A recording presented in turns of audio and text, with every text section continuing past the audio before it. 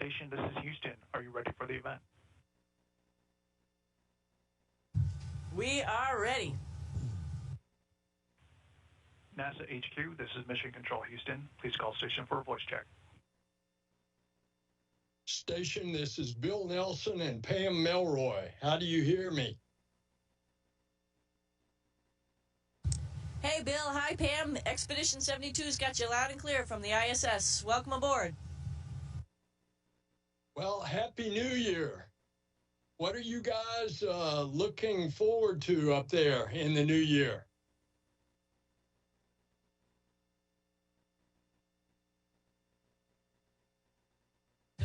Well, there's a lot to look forward to, and I think we could each add to the list. But the nearest thing that we're looking forward to is doing a couple spacewalks over the next couple weeks, and it's a single thing to focus on, and we all come together as a team and pull off something that's really hard to do. And that's with the team down on the ground, because there's hundreds of people down there that are making all of it happen. Well, Pam's here with me. She wants to greet you as well. What a joy it is to see you guys, Butch, Suni, Don, and Nick, all back in one of the most fabulous places in the entire universe, our gorgeous International Space Station. So Happy New Year, and I'm excited about your spacewalk too. That's you and Suni, right? Is that right, Nick? Yeah, that's the first one, and hopefully all goes well with some radiator refills. That's sort of going to dictate our future. And if that all goes well, the team has a lot to do on the ground there. Then Nick and I will do the first one next week, and then Butch and I will do the one on the following week.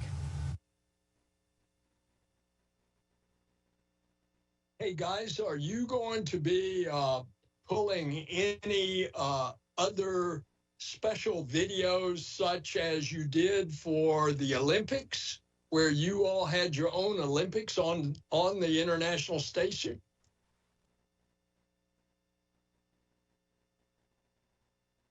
Well, doing a spacewalk, if you look at the training that everybody goes through, it's almost like it's an Olympic level event, only it's in space. You know, but we try to find ways to have fun, and I think I wasn't here when they made that first video. I'd look forward to doing something like that. Just before we got on here, we were all practicing doing a group forward flip, trying to perfect it. Maybe we should show that off. Yeah. Absolutely.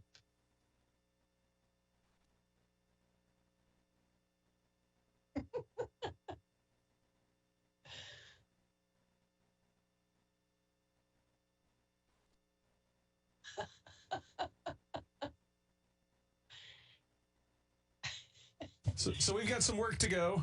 We'll practice some more, and when we're ready, we'll make sure we record it. Yeah, it was really beautiful, but you are going to have to practice a little to stick the landing, it looks like. That's right. You need your feet together when you come down in the landing to get a perfect score. Yeah, we agree. And we're going to work hard. Good. Hey, Don, it's really great to see you in space again. How's your photography going?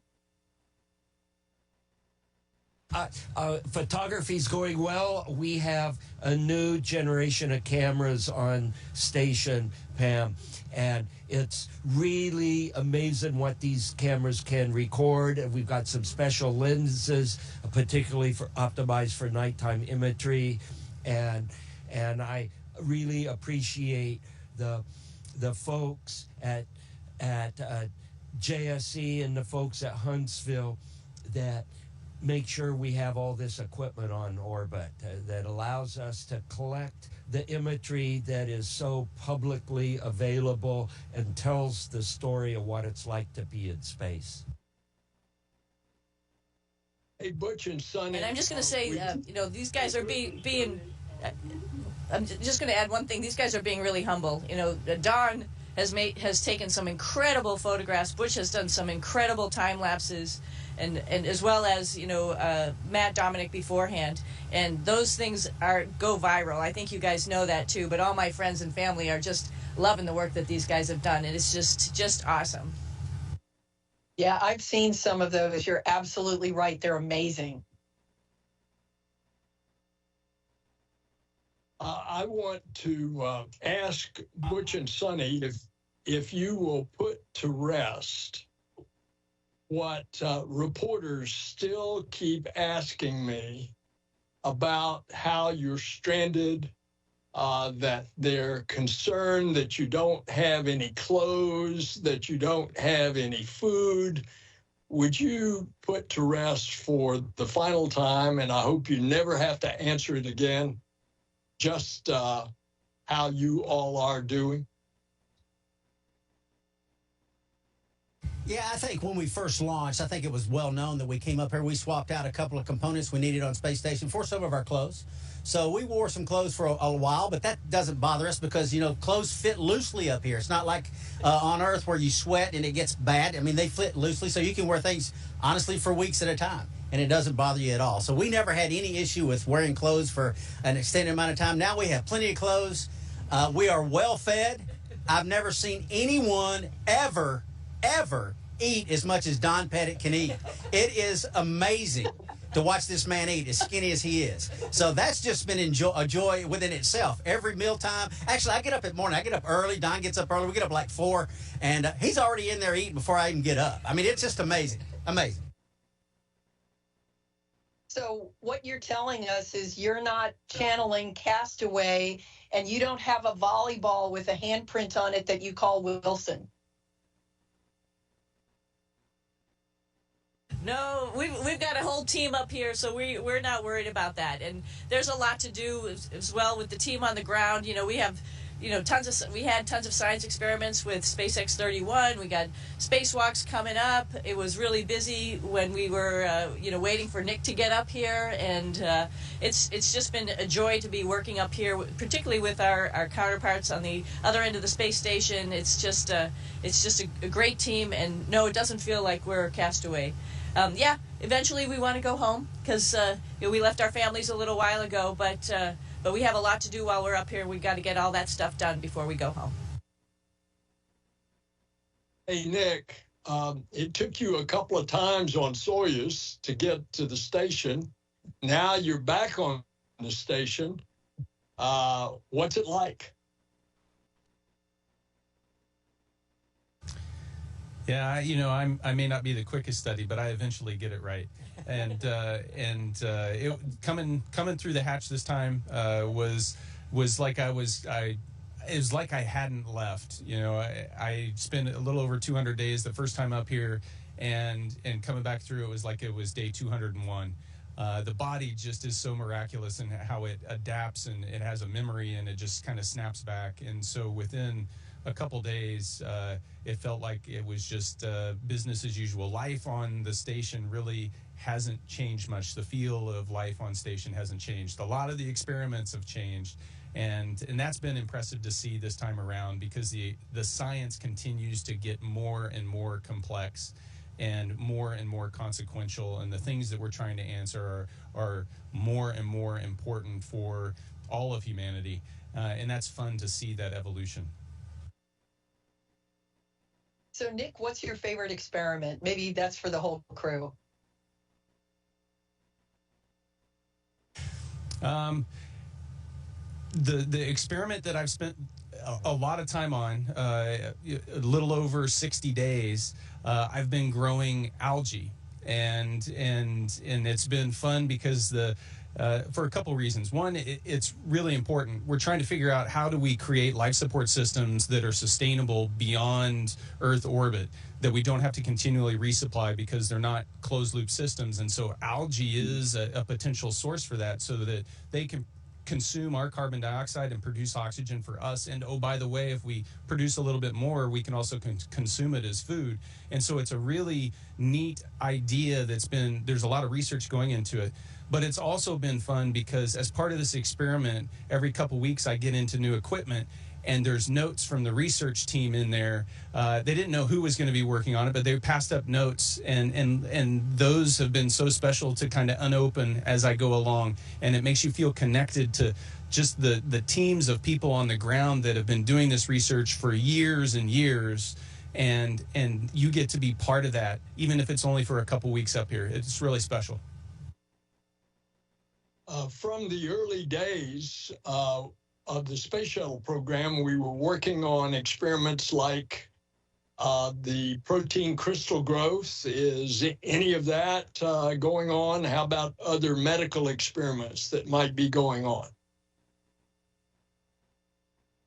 There have been protein crystal growth experiments that Jack's have been doing right behind us in these containers that are called frosty, and they can also be used as an incubator at elevated temperatures, and that's what they've been doing with the protein crystal growth.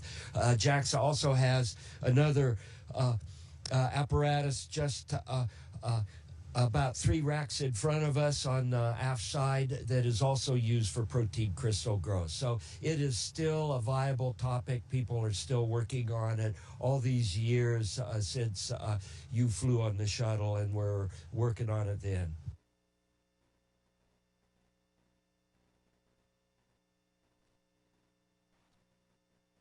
Well, that's fantastic. In fact, I think, haven't we learned that some of the protein crystal growth experiments have resulted in medical treatments here on Earth, which is just amazing to think about the basic research that you do that is going on to benefit life on Earth. Yeah, and Pam, to be honest, I've lost track of the extension of the protein crystal growth experiments to application in human testing. I have not been up with it because the past 2 years I've been studying these things called EMER procedures with a fire and depress, and we actually had a fire warning go off this morning, got everybody out of the sack, and it was a false indication. But we jumped into the procedures just like we've been trained. We fire up our analyzers to make sure there aren't any combustion products, and we just charged off. Speaking of fires, there is a raging fire that is starting to really seriously damage Southern California. Have you all been able to see that out the window of the space station? Our orbit has not cooperated yet.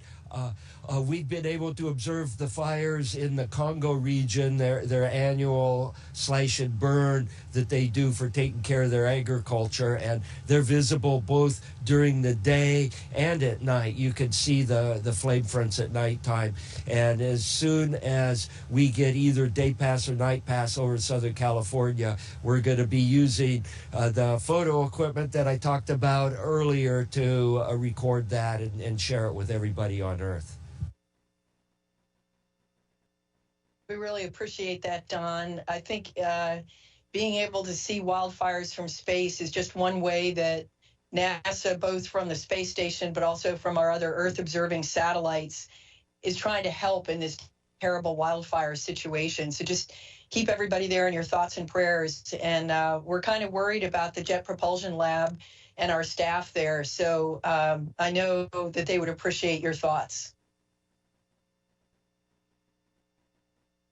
And speaking of the Jet Propulsion Lab, we just have done an extensive amount of testing and decision making, and just announced that we have a viable plan for return of the samples from Mars.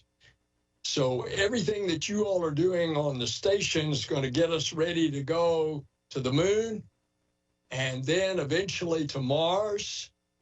And in the meantime, we've got a viable plan. We're bringing back 30 titanium tube-filled cores from the surface of Mars.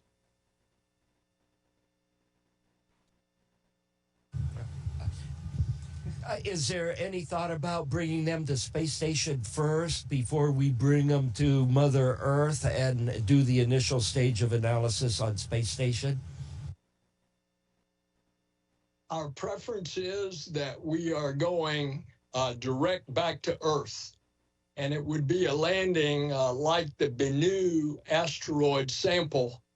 It would land with parachutes in the Utah desert. That's the preferred return on the European return vehicle. Yeah, and I think it's going to take a little while, Don. So, but Bill is absolutely right that what you are doing right now is helping us get not just to the moon, but onto Mars.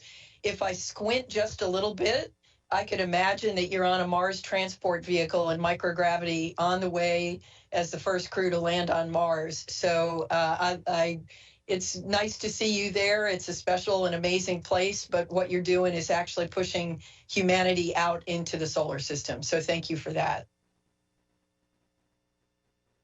And Pam, we're ready to go on that mission.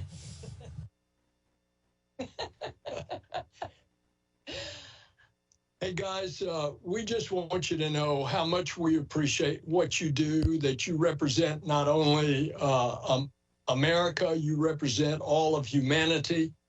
If ever there has been an example of international cooperation, you all are setting the gold standard because of how you get along with everybody on the International Space Station. You are, in fact, a model of what we can do as Earthlings if we put our minds to it. So thank you, God bless you, and Happy New Year. Well, thank you very much, Bill and Pam. Thanks so much for taking the time. You know, we're just part of a big team that's getting this all done. So honored to be part of it, honored to be living here on the International Space Station. And when we get home, we'll have lots of stories to tell, and we'll see you all there. Can't wait to see you. Station, this is Houston ACR. Thank you. That concludes the event. Thank you to all participants. Station, we're now resuming operational audio communications.